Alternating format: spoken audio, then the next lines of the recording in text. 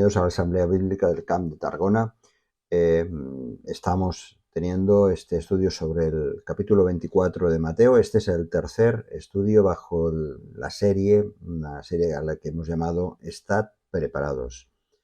Así que hoy toca la lectura en el Evangelio de Mateo, capítulo 24, versículos del 4 al 14. Leo así. Respondiendo Jesús les dijo: mirad que nadie os engañe, porque vendrán muchos en mi nombre diciendo: yo soy el Cristo, y a muchos engañarán. Y oiréis de guerras y rumores de guerras. Mirad que no os turbéis, porque es necesario que todo esto acontezca, pero aún no es el fin. Porque se levantará nación contra nación y reino contra reino, y habrá pestes, hambres, terremotos en diferentes lugares. Y todo esto será principio de dolores. Entonces os entregarán a tribulación y os matarán, y seréis aborrecidos de todas las gentes por causa de mi nombre. Muchos tropezarán entonces y se entregarán unos a otros, y unos a otros se aborrecerán. Y muchos falsos profetas se levantarán y engañarán a muchos. Y por haberse multiplicado la maldad, el amor de muchos se enfriará. Mas el que persevere hasta el fin, éste será salvo. Y será predicado este evangelio del reino en todo el mundo, para testimonio a todas las naciones, y entonces vendrá el fin. En días anteriores hemos estado viendo toda una serie de profecías relacionadas con este pasaje.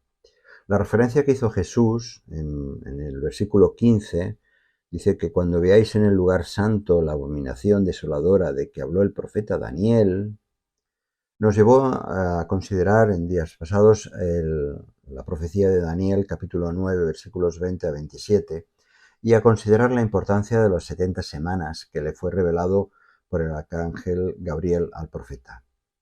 Todos los comentaristas están conformes que las llamadas semanas en hebreo quiere decir literalmente 7. Por lo tanto, 70 semanas son 70 de esos 7. O sea, 70 por 7 son 490 años. Se puso en marcha un reloj de 490 años que fue decretado para el pueblo de Israel y Jerusalén. Durante esos 490 años acontecerían 6 cosas que encontramos en Daniel capítulo 9 versículo 24, donde dice, pues precisamente está presentando el inicio de todo esto. ¿Qué es el propósito de Daniel? O por lo menos, ¿qué es lo que Dios revela a través del capítulo 9 de Daniel? Pues, por un lado, acabar con la transgresión, con la prevaricación, poner fin a los pecados, habla de sellarlos, expiar la iniquidad, traer justicia perdurable y sellar la visión y la profecía. Y finalmente, dice el versículo, habla de ungir al Santo de los Santos. Así que el punto de partida de las 70 semanas fue el mandamiento para restaurar y construir Jerusalén. Y esto lo estuvimos viendo que ocurrió con el edicto del rey persa para que se restaurase y construyera Jerusalén. Eso en el libro de Nehemías, capítulo 2, versículos del 1 al 5 lo vemos. Así que las primeras 7 semanas, los 49 años, correspondería al periodo de reconstrucción en los tiempos de Esdras y Nehemías. A estas primeras 7 semanas siguen las 72 sietes que llegan hasta el día de la llegada triunfal de Jesucristo a Jerusalén.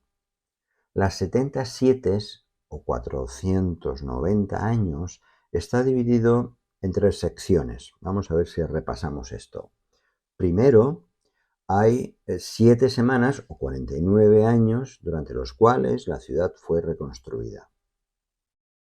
Segundo lugar, hay 62 sietes, es decir, 434 años, que es el intervalo entre la restauración de la ciudad y la llegada del Mesías, la primera venida del Mesías, y que corresponde también en parte con el tiempo intertestamentario, entre el Antiguo Testamento y el Nuevo Testamento.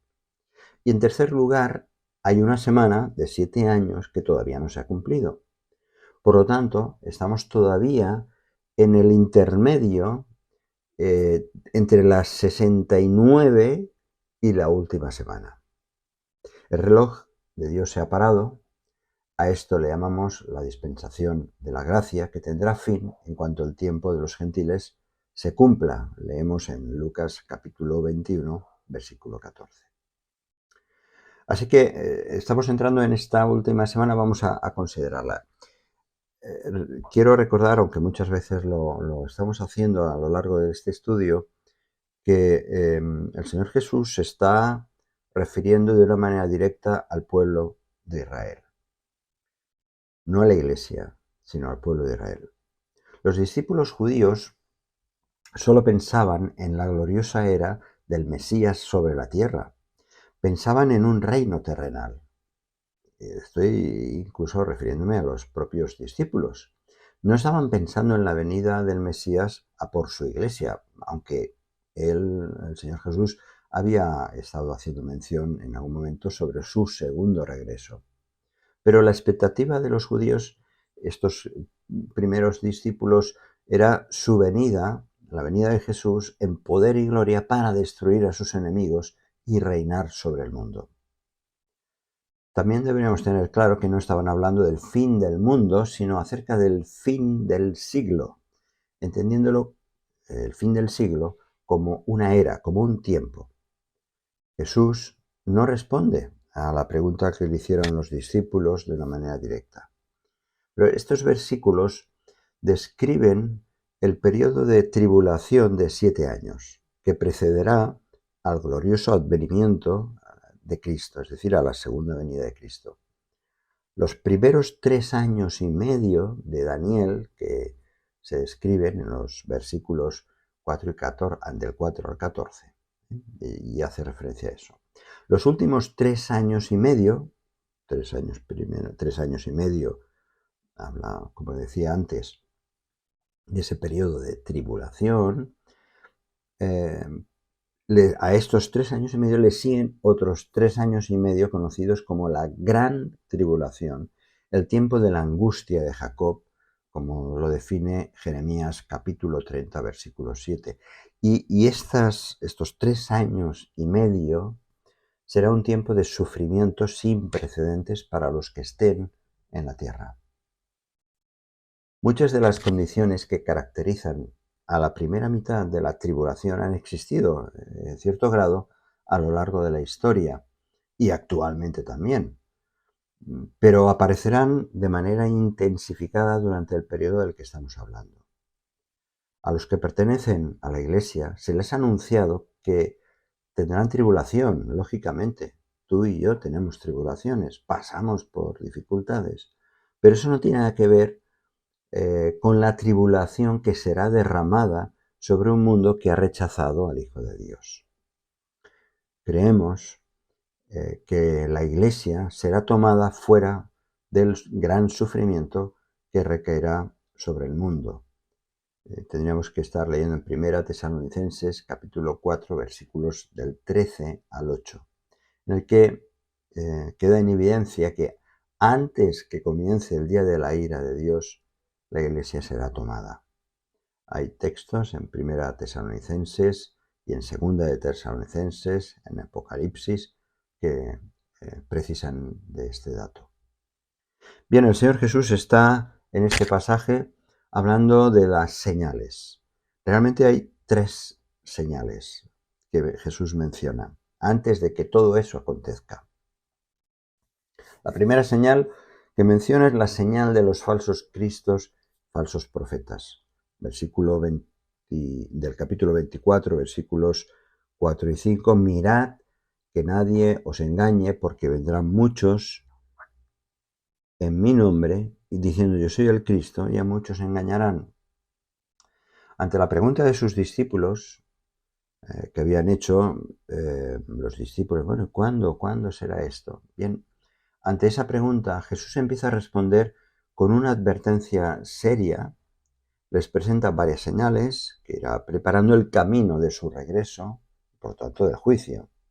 Entonces Jesús advierte a sus discípulos de no dejarse llevar por los falsos profetas y las falsas señales, todo lo cual tiene que venir antes del fin. En esa época, en la época del Señor Jesús, existían, por ejemplo, la secta de los celotes. Procuraban un levantamiento violento para echar fuera al invasor, a los romanos. Y como consecuencia de eso, de esa actitud y acciones violentas, hubieron dos guerras entre judíos y romanos. Una de ellas ocurrió entre los años 66 al 70, que es cuando vino la gran destrucción de Jerusalén, y la de los años 132, 135 después de Cristo. Durante esos disturbios se levantaron profetas falsos quienes pretendían hablar en nombre de Dios, y había algunos incluso que se proclamaban como el Mesías. Por eso el Señor dice, mirad. Este mirad, este verbo, es un verbo griego de modo imperativo, que lo que manda es una constante vigilancia de parte de sus seguidores en contra de lo que habrán muchos engañando. Engañar, que nadie os engañe, engañar significa desviar deliberadamente con fingimientos, con apariencias de verdad. Así que Jesús está advirtiendo acerca de esa situación que van a vivir en ese periodo. Durante la primera mitad de la tribulación aparecerán falsos mesías que conseguirán engañar, dice, a muchas multitudes. Las falsas sectas, las religiones, las filosofías de vida, efectivamente pueden ser un preludio de todo eso, pero no es el cumplimiento. Estos falsos guías religiosos serán judíos pretendiendo ser nada menos que el Cristo. Y esto pues va a ser tan evidente que, o por lo menos va a ser así, que algunos caerán bajo esos engaños.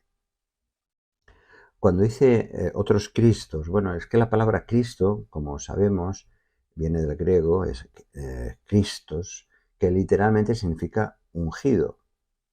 Es decir, habrán hombres en ese tiempo que afirmarán ser los ungidos que Dios ha levantado, ya sea para intentar ocupar el lugar de Jesús o para terminar la tarea de Jesús, diciendo que está inconclusa. Y por desgracia, esto lo hemos vivido y se ha vivido en la historia, donde siempre han habido sujetos que en determinados momentos afirmaron ser la reencarnación del Mesías y ganaron muchos adeptos, cumpliéndose así estas palabras de Jesús, a muchos engañarán. Bien, estos Mesías seguirán surgiendo hasta que aparezca la máxima expresión del mal que afirmará ser el Mesías que Israel tanto está esperando, así como afirmará la esperanza para este mundo perdido.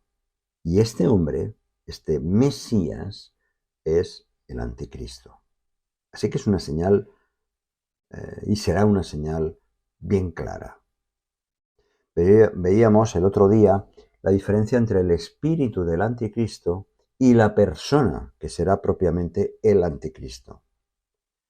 Este Anticristo es llamado por Pablo el hombre de pecado.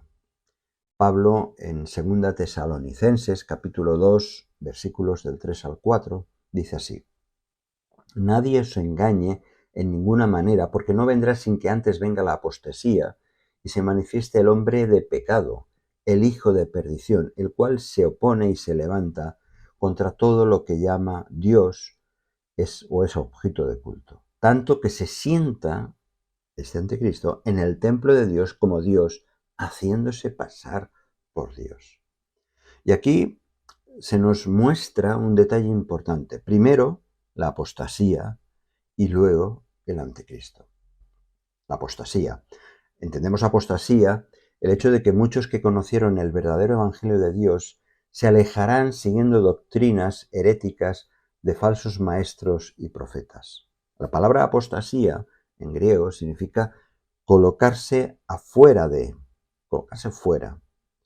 Vemos como hoy este espíritu de apostasía va creciendo en doctrinas heréticas que engañan a muchas personas conduciéndolas al infierno. Esta señal que Jesús anuncia coincide con el orden de cómo se iniciará la gran tribulación, que encontramos también en Apocalipsis capítulo 6. De acuerdo a las visiones que Juan recibió, la gran tribulación se inicia con la ruptura de los 7 sellos del rollo. Y el primer sello da paso al jinete, leemos en Apocalipsis capítulo 6, versículos del 1 al 2, da paso al jinete del caballo blanco que representa al anticristo. Dice así el texto: vi cuando el Cordero abrió uno de los sellos y oí a uno de los 4 seres vivientes decir como con voz de trueno: ven y mira. Y miré, y aquí un caballo blanco, y el que lo montaba tenía un arco, y le fue dada una corona, y salió venciendo y para vencer. Tenemos la primera señal, la gran señal de los falsos maestros y de falsos cristos, falsos profetas. También Jesús habla en el texto, habla de una segunda señal, la señal del aumento de guerras, de terremotos, de hambres y pestes. Lo hemos leído antes en el capítulo 24 de Mateo, versículos del 6 al 7. Y dice en 24, 6, primera parte, mirad que no os turbéis. Este es el segundo mandato, con este imperativo del tiempo presente. Este mandato es distinto al del versículo 4 que vimos antes. Allí se refiere más bien a dirigir los ojos a un objeto. Dice, mirad que nadie os engañe, leíamos antes. Mientras aquí tiene la idea de observar, de contemplar con cuidado. Viene a decir, no os alarméis, no os turbéis. Los creyentes no deben turbarse, no deben atemorizarse, aunque eso está ocurriendo. Por eso, otra de las señales que anunciarán el fin del siglo es el aumento de guerras, de terremotos, de grandes enfermedades, pandemias. Aparentemente, esto es lo que ha sucedido a lo largo de la historia, y especialmente en estos 2000 últimos años.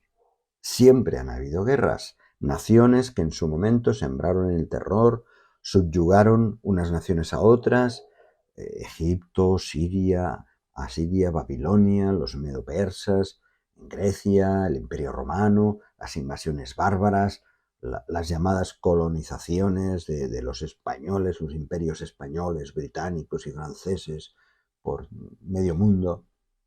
Millones de personas, es cierto, también han muerto en esas guerras por conquistar lo inconquistable. Y de igual manera, pues hoy en la historia moderna, pues es que somos testigos de grandes guerras, como la Guerra de los 100 años, un conflicto armado entre Francia e Inglaterra que duró 116 años, en 1337 empezó, o la Revolución Francesa, con el derrocamiento de las monarquías francesas, o las guerras napoleónicas, la guerra de Vietnam, donde se contabilizaron que murieron entre 4 a 6 millones de personas. La Primera Guerra Mundial dejó entre 9 a 10 millones de muertos. La Revolución Rusa de 1917, la Segunda Guerra Mundial, donde se estima que murieron entre 40 y 60 millones de fallecidos. Y recientemente tenemos, por desgracia, muchas otras. En África, los miles de muertos a causa de las guerrillas, los golpes de Estado que han habido en América Latina, las masacres de Camboya, de India, en fin, la lista es extensa. Entonces, ¿podemos decir se ha cumplido?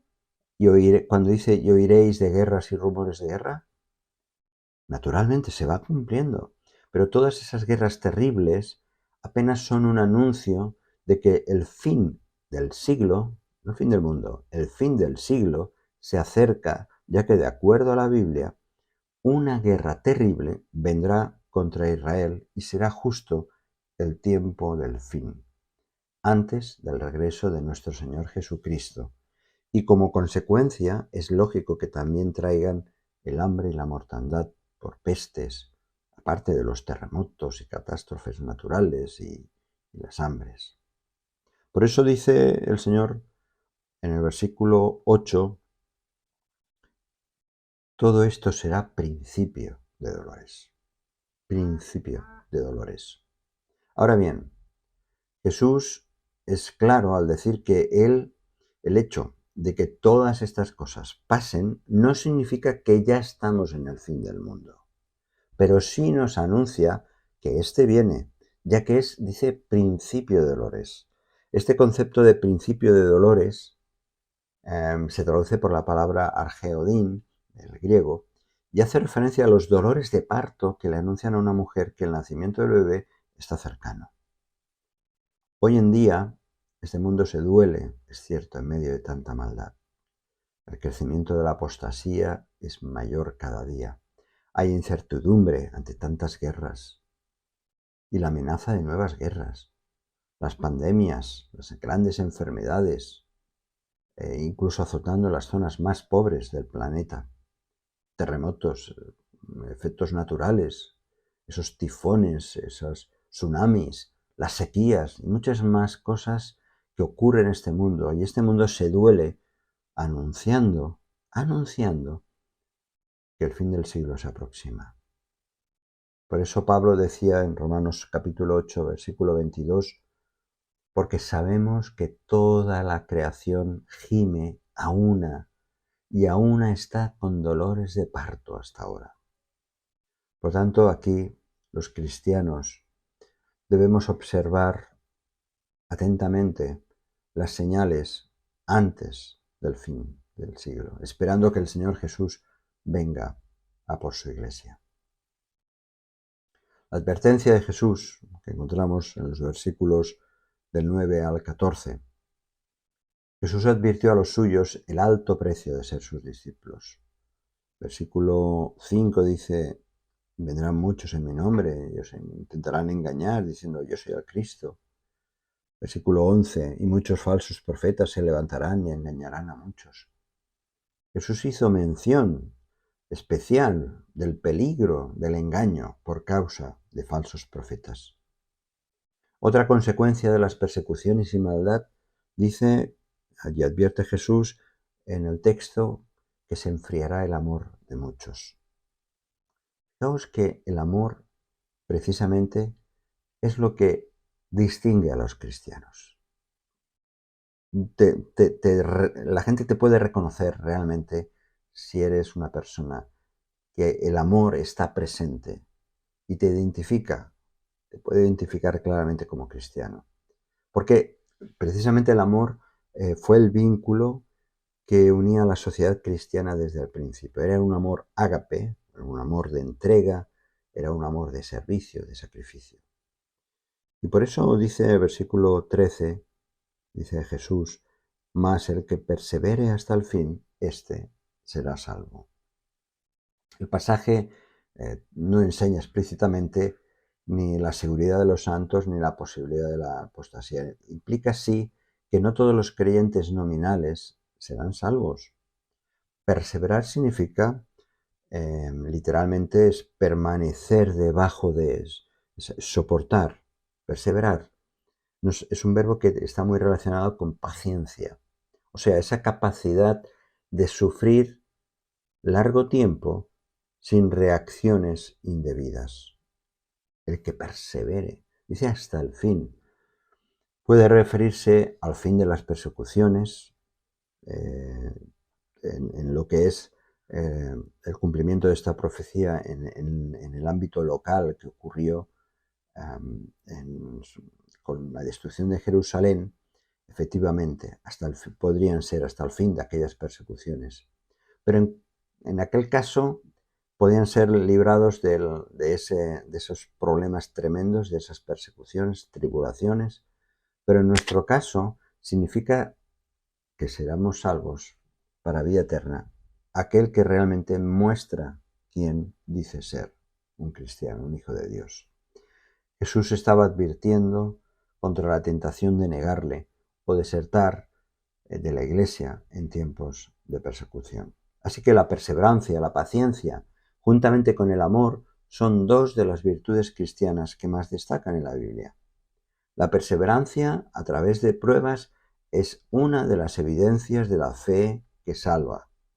En otras palabras, la fe que salva es la fe que permanece fiel. Repito, la fe que salva es la fe que permanece fiel. Pablo enseña que la tribulación produce paciencia y la paciencia demuestra un carácter aprobado con el que se tiene esperanza. Dice Pablo en Romanos capítulo 5 versículos 3-4, dice: y no solo esto, sino que también nos gloriamos en las tribulaciones, sabiendo que la tribulación produce paciencia, y la paciencia prueba, y la prueba esperanza. Romanos capítulo 5 versículos 3 y 4. Bien, hemos visto dos señales. La primera señal que nos habla del fin del siglo, que tiene que ver con los falsos maestros, profetas o falsos cristos. Hemos visto un poco otra señal a tener en cuenta de esa última semana, que es todas las guerras, terremotos, todo lo que puede ocurrir. Y la última señal aparece en el versículo 14. Dice: y será predicado este evangelio del reino en todo el mundo para testimonio a todas las naciones, y entonces vendrá el fin.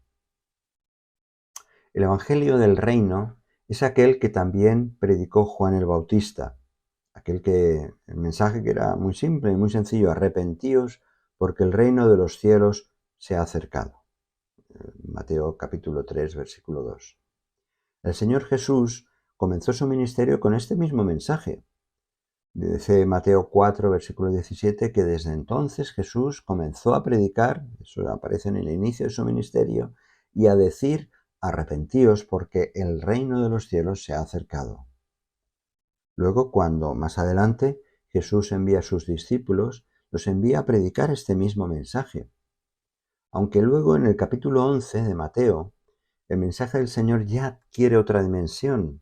Y hay aquel llamado de: venid a mí todos los que estáis cansados, cargados, que yo os daré descanso. Y en el capítulo 20, versículo 28, él dijo que había venido para dar su vida en rescate por muchos. Pero durante el periodo de la tribulación, el Evangelio ya no será el Evangelio de la salvación, de la redención. Es el énfasis en la predicación del Evangelio del reino. El Evangelio de la gracia, del cual tú y yo somos beneficiados, pone énfasis en el perdón del pecado, en la redención, en la vida eterna. Mientras que el Evangelio del reino recalca especialmente el gobierno celestial de Dios, la autoridad del Señor Jesús. El Evangelio del reino, ese Evangelio de autoridad, será predicado en toda la tierra para testimonio a todas las naciones antes de que venga el fin de esta era. Así que el Evangelio del reino es un testimonio a todas las naciones, también los gentiles.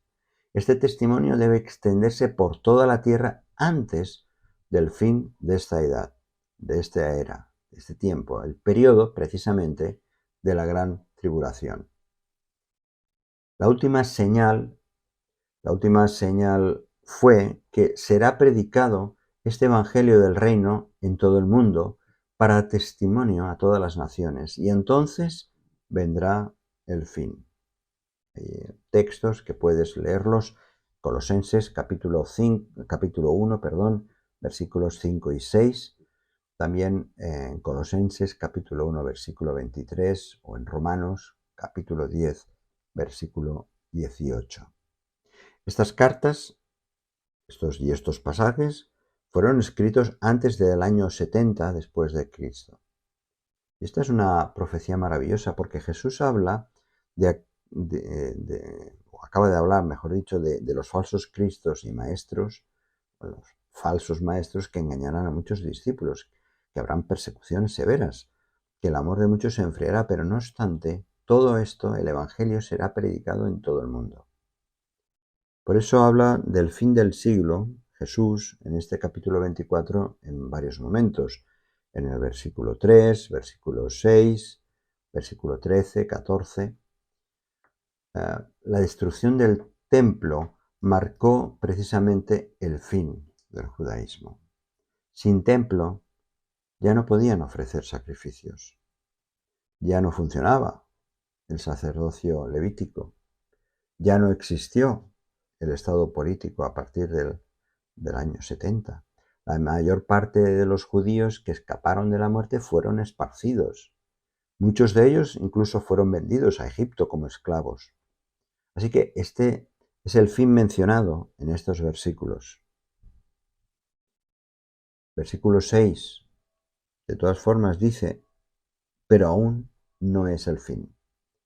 Las señales de los versículos 5, 6 eran señales preliminares. Al observar estas señales, los discípulos deberían estar cada vez más prevenidos sabiendo que el fin se acercaba. Pero acaba la lectura que hemos tenido desde el principio de esta reflexión en el versículo 14.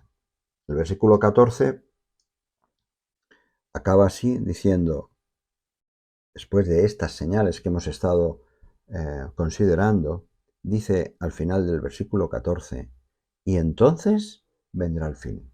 Es decir, primero las señales, en un momento determinado dice, aún no es el fin, y cuando se hayan cumplido estas señales, entonces vendrá el fin, después de las otras señales que hemos mencionado. Y recordemos que en ese contexto las señales no solamente cubrían las guerras, las pestes, etcétera, etcétera, sino también los falsos cristos, falsos profetas y apostasías. Al concluir esta lista de señales, se menciona la señal final, es decir, que el Evangelio sería predicado en todo el mundo y entonces, dice, vendrá el fin. Bien, hasta aquí lo que es este fragmento. En el próximo capítulo, mejor dicho, en el próximo estudio que tendremos, trataremos los versículos del 15 al 31 y seguramente que serán tan interesantes como estos versículos, y es importante que si estás siguiendo este estudio del capítulo 24 de Mateo puedas seguirlo completamente, los cinco estudios que componen esta serie, porque te dará una perspectiva de todo el capítulo. Que Dios te bendiga. Si este mensaje te ha bendecido o te ha ayudado en algo, puedes suscribirte a nuestro canal de YouTube. También conocerás nuestra comunidad, la Asamblea Bíblica del Camp de Tarragona, en Cambrils, España, a la que estás cordialmente invitada o invitado. También puedes seguirnos por las redes sociales. Los enlaces los encontrarás aquí abajo y podrás visitar nuestra página, así como conocer nuestros programas radiales y podcasts de Yum Radio. ¿Qué? ¿Te suscribes ya a nuestro canal?